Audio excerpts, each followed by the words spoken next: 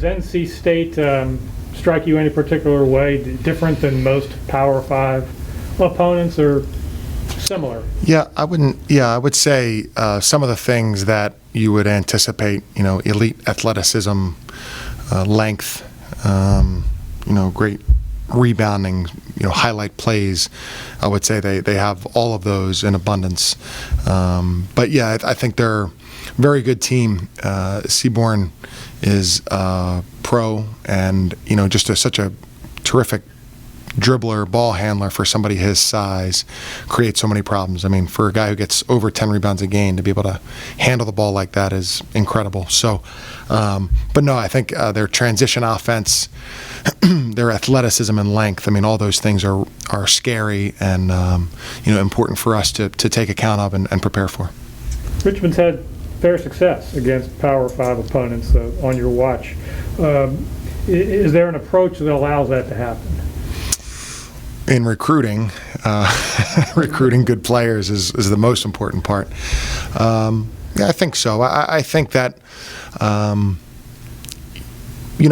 feel like if you have good players, then you're certainly can hopefully play with anybody. We used to think like outside of like the top 5 teams, maybe you can play with because of your toughness, your sense for the game and things. So yeah, I feel like mainly because we play the same way against, offensively, we're going to play the same way no matter who we're playing. And that's proven to be pretty effective, and generally we take care of the ball and get good shots. That's a really key element.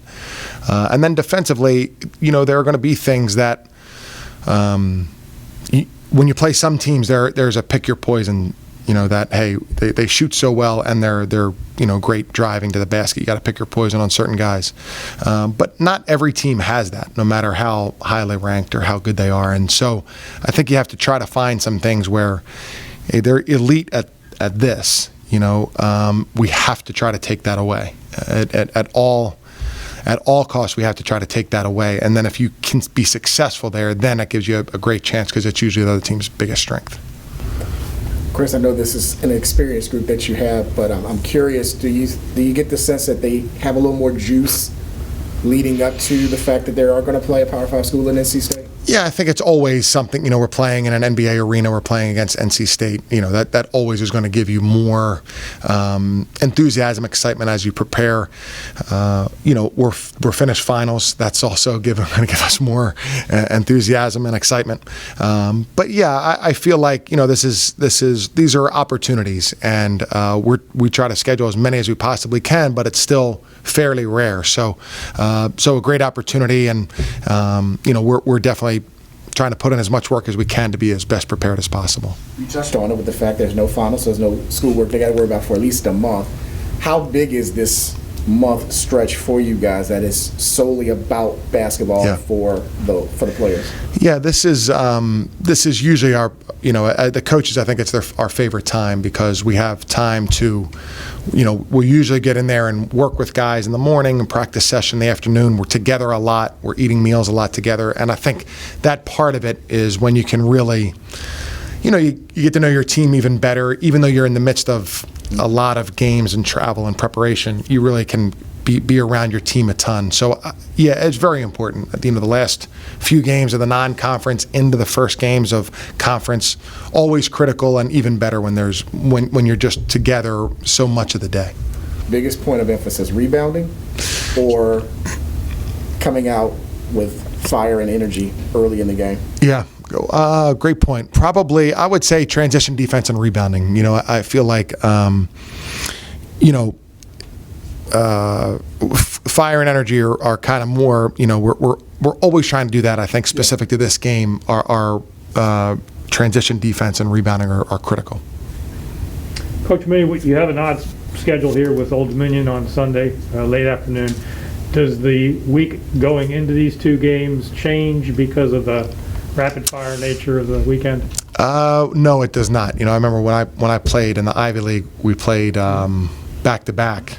Just only some athletes can handle that kind of thing, John. And we would have to prep for 2 opponents midweek. So we would prep for the Friday game on Wednesday, the Saturday game on Thursday. I don't know if that's the way I would do it, but and so that was really, it became normal for us. But that is something that you consider. But we'll have enough time on Sunday. Hopefully, we won't be on our feet too much, but to prepare. But as I said in the post game, that's not the way you would script it if you could. It's just we can't turn down this opportunity, and we have the date with Old Dominion. So, that's the way it is, and hopefully we can be up to the challenge. I was going to ask, was this kind of planned with the idea of playing in March, because you would have a game one day, then you have Right. practice on another day and another game? Yeah, it was not, but no, that is something to consider, because you do have and tournaments during the course of the year, and different things come up during the course of the year. But you wouldn't. Even we came back from the Bahamas and went on the road twice. Like, you wouldn't, if you had total control of your schedule and none of the other teams cared about their schedules, you wouldn't do it that way. Unfortunately, there's a lot of give and take, and you have to, if you're going to try to play a great schedule, then you're really going to have a lot of these, issues that come up that you're trying to manage and do the best you can. Anything else? Well, Coach Mooney, could you update us on Jai Bailey's physical condition? I can say that Jai practiced today, the entire practice, and looked very good. What was the issue? I don't know, because Jai was in shoot-around. He participated in a full shoot-around, and then when he came back to the gym or to the training room that night, his ankle was bothering him, and he was unable to plant or jump or anything like that. So I don't know. I think just something that flared up that I don't really know. I don't know if he knows or Andy or anybody knows. I want to talk about, I guess, you trying to juggle your lineup and try to either shorten it to get ready for the conference season, or have you an idea of, like, do we play 11? Can we play 12 and still have some good rhythm and continuity offensively and defensively? Yeah, it's really, really challenging. It's really challenging, and it's not challenging to put guys in the game. That's fairly easy. It's challenging to see if their minutes can be balanced, one game to the next, to the next, to the next, because, if a guy Jacob's going to play vast majority of the minutes, Grant's going to play, the number of minutes that he always plays. Tyler's going to play the vast majority of the minutes. So, and Nate's going to play a lot. So it's not like there are so many minutes available. And so then if somebody goes in and does well, they get a little bit more time. Well, that's certainly affecting somebody else. So it's hard to keep it consistent, which as a player is frustrating, because you want to, you'd rather start and play the whole game, but then you'd rather go in at the same times. But that's going to be the challenge of it, is can we be as consistent as possible with the minutes? We won't be able to. Can everybody understand that and be ready to play the next time, even if they played fewer minutes in the last game than they wanted to? Are the concerns associated with NC State the same as with all Power 5 opponents you face, or do they bring something unique in terms of the challenge? Their best player is a slasher. It's not really unique, but they're, once again, a big, athletic, strong team. We just got to come out and play our game.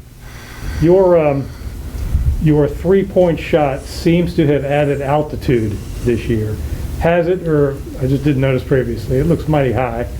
I didn't know if that was something you worked on during the off season. I don't know if that's what came along with working on my jump shot, but no, I think I kept it the same. I tried to keep it the same, just tighten a little things up. And areas of collective improvement the Spiders have been working on as they move into a busy stretch. Yeah, just coming out with energy. Last game we were lacking energy at the beginning. Second half we came out with a lot of energy, so kind of just replicating that second half and make it into a full 40 minutes. And in your mind, where does playing an ACC team on a neutral court rank in terms of priorities? It sounds like a great opportunity and one that doesn't come along often. Yeah, every game is a top priority for all of us. Come in every single day, put in all this work. You're working for the game, and that's what we got. What does a game like Saturday do for you guys? Both the negative of the beginning and obviously the positive of what you're capable of doing. What do you mean by that? What does a game like that do for you guys moving forward? mean, how can it help or not? Yeah, I mean, I think every win will help us. You know, it just happens to be on a neutral site, so I think every game will help us, our confidence grow. Yeah, now, Saturday night, the Toledo game, like, how does that game Oh, my help bad. you guys? I mean, you know, the first half, you know, what you may have learned from that, and the second half to kind of show what you're capable of actually doing. Yeah, so Saturday night, obviously coming out like that, that flat is something that we never want to do again. So we learn how to approach the game coming into it. How we can't come out flat, we can't come out soft. Really got to try to limit their first buckets in the first few possessions. So that's what we learned from Saturday.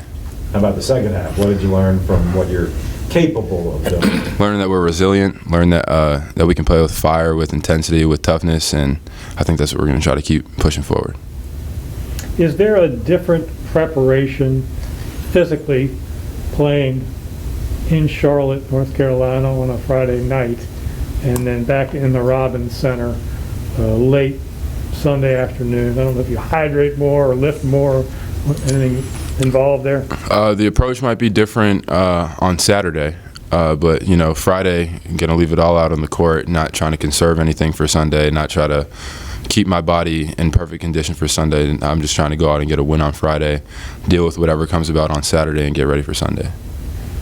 I know every win is important for you guys, but I guess the way you won it, as Bob had pointed out, is there like a little bit of, or sense of frustration as to we had to expend so much energy in the second half to rally and win, and like you said, the lack of energy coming out in the first half?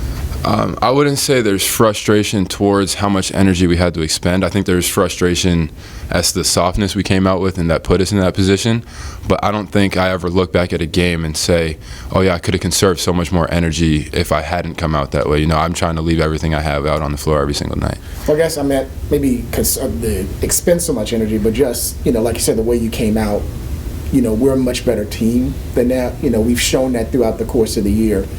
And I guess we shouldn't have been in that position to have the second half that we did in order to win the game. Yeah, I mean, definitely there's a regret in that sense where we came out soft, like we saw, and then we came out firing. But yeah, I think yeah. Okay.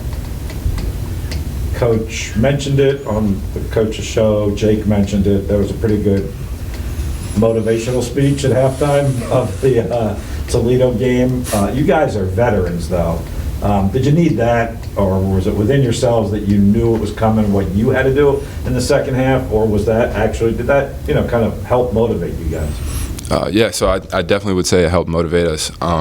But coming out of that halftime speech, we usually meet in the hallway, and usually Grant will say something and take us out. But as soon as we got out in that hallway, Nick was out there yelling. I came out there, had a couple words to say, and we were all a collective unit getting ready to go out there and switch the game up.